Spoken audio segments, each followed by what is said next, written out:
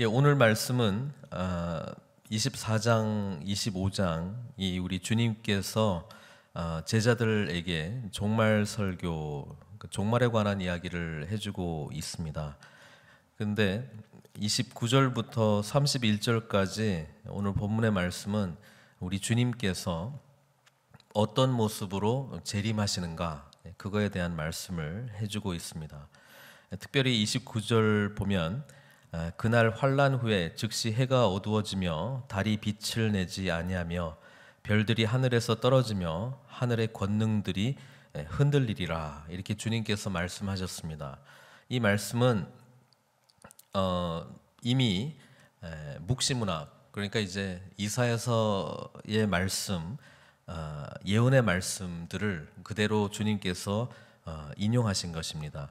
이사야서 13장 10절 그리고 34장 4절에 이 동일한 내용이 나타나고 있는데, 그때 본문을 찾아보면은 그때 당시에 이제 그 강대국들이 우리 하나님의 그 나라에 비추어서 무너지게 될 것이다라고 하는 그런 의미들을 담고 있습니다.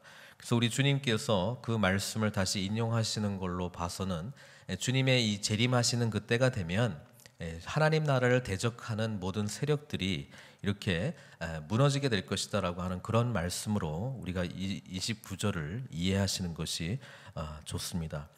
그리고 30절에 주님께서 그때에, 그러니까 주님의 이 재림하실 때에 대한 내용을 말씀해주고 있는데, 인자의 징조가 하늘에서 보이겠고 그때 땅의 모든 족속들이 통곡하며, 이렇게 성경은 기록하고 있습니다.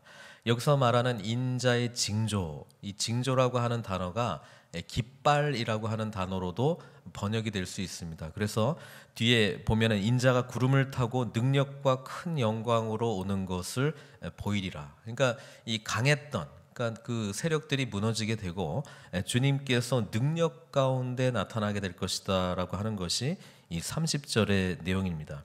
여기에 보면은 그 다니엘서 7장 13절 14절의 말씀을 우리 주님께서 다시 한번 인용하시는 내용으로 나오고 있는데, 여기서 이제 관심 있게 봐야 될 게 뭐냐면 땅의 모든 족속들이 통곡하며라고 돼 있거든요.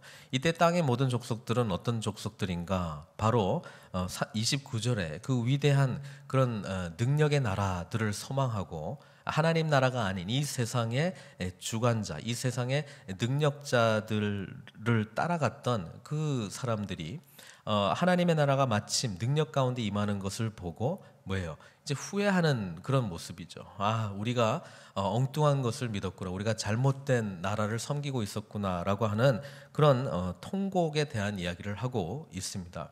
그래서 우리는 이미 복음을 받아들인 자들로서 하나님 나라를 섬기며 살아갈 때에 우리는 이 세상 가운데에 뭡니까? 참된 기쁨으로 살아가지만 그 하나님의 복음을 무시하고 또 받아들이지 않는 자들에게는 주님의 이 재림의 날이 임할 때에 통곡하는 그런 일들이 나타나게 될 것이다. 30절에 그렇게 말씀하고 있습니다. 반면에 31절에 우리 주님께서 구름을 타고 능력과 큰 영광으로 오시는 것과 함께 그때에 큰 나팔과 함께 천사들을 보내리니 그들이 그의 택하신 자들을 하늘 이 끝에서 저 끝까지 사방에서 모으리라 라고 하는 말씀으로 주님을 끝까지 섬기고 이 대환란의 시기를 끝까지 견디는 자들에게는 하나님의 선하신 인도하심과 또 하나님께서 그들을 모두 불러 모아 주실 것이다라고 하는 약속의 말씀이 31절에 주어져 있습니다. 이것은 우리 계시록에 흰옷을 입고 정말 주님께서 예비하신 14만 4천, 그것과도 이제 연결이 될 수 있는데요. 주님께서 그의 나라가 임하게 될 때에 바로 끝까지 주님을 온전히 믿는 자들을 보호해 주시고 인도하시고 그들을 모아 주실 거라고 하는 그런 소망의 말씀을 우리들에게 주고 있습니다.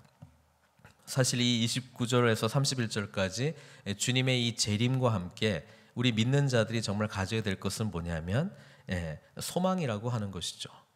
32절에 보니까 주님께서 이것이 곧 임할 것이다라고 하는 그런 말씀으로 무화과 나무의 비유를 배우라. 그 가지가 연하여지고 잎사귀를 내면 여름이 가까운 줄을 아나니, 이렇게 기록이 되어 있습니다.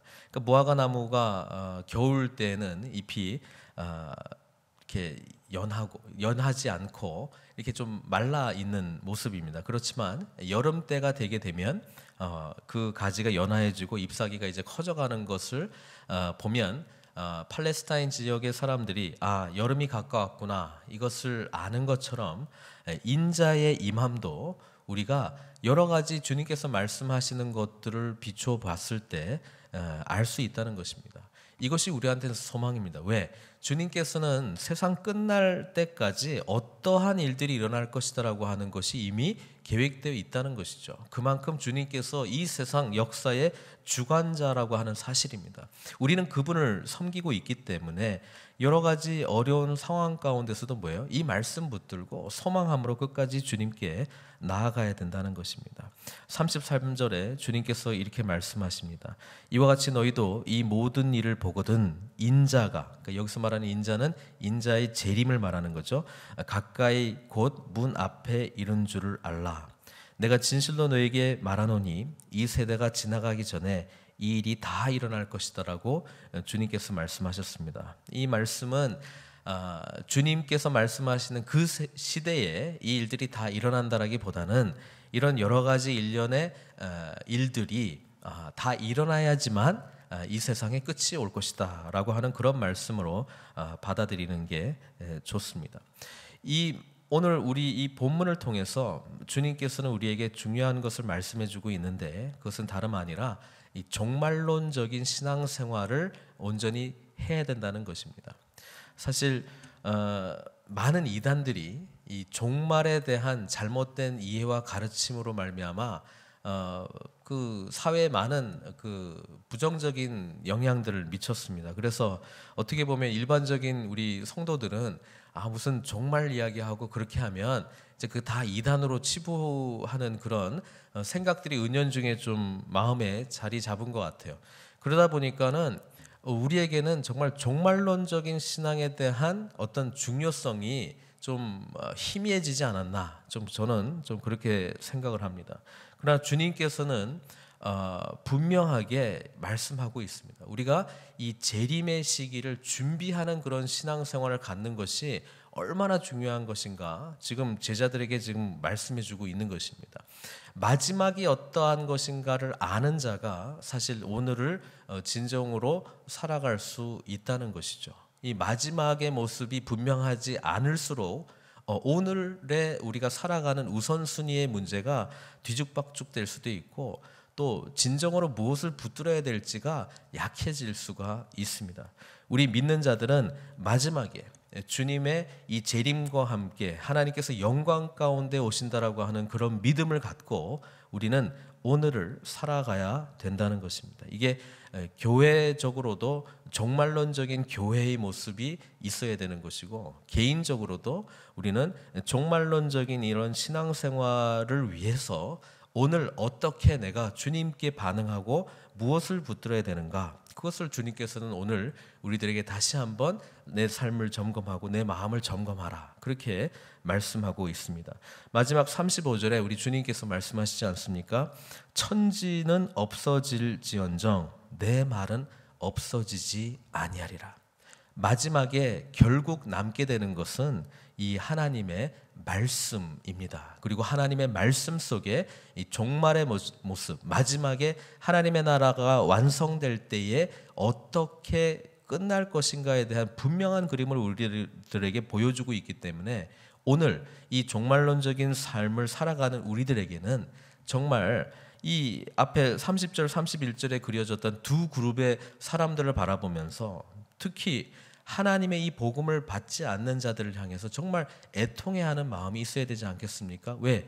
그들에게는 주님의 나라와 임함과 함께 영원히 통곡할 수밖에 없는 그런 영벌에 처하게 된다는 그 말씀이 이 주님께서 말씀하신 내용이라면 우리는 정말 그들을 향해서 복음이 주어질 수 있는 기간, 시간, 그리고 관계들이 우리에게 현재 있을 때에 이 종말론적인 어떤 마음을 가지고 그들에게 다가가고 때를 얻든지 못 얻든지 이 복음의 이 내용들을 그들에게 전달해야 되지 않겠습니까?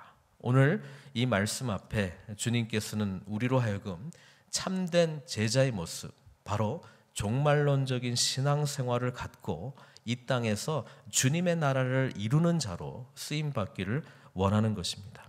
이 말씀 앞에 저희들 함께 반응하며 나아가시는 저희들 되기를 주님의 이름으로 축원드립니다. 함께 기도하시겠습니다.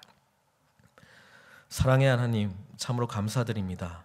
주님께서는 주님의 이 재림의 모습을 우리들에게 보여주고 있는데, 그때에는 하나님 나라를 대적하는 모든 이 강대한 세력들은 다 무너지고 주님께서 영광 가운데 우리들에게 오실 것이다, 그렇게 분명하게 말씀해주고 있습니다.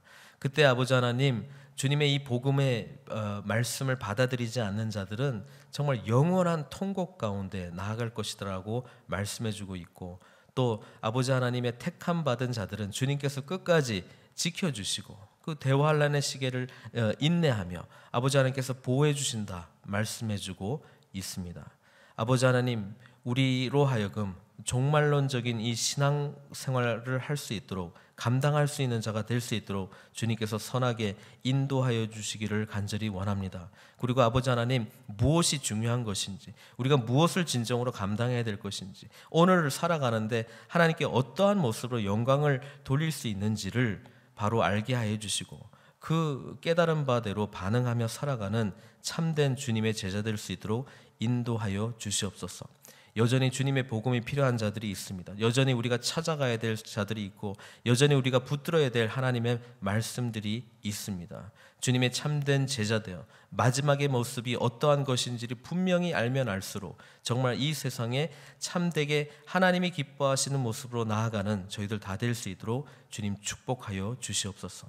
오늘 하루 온전히 이 믿음으로 승리하면서 주님께 나아가기를 소망하옵고, 이 모든 말씀 살아계신 우리 주 예수 그리스도의 이름으로 기도드리옵나이다.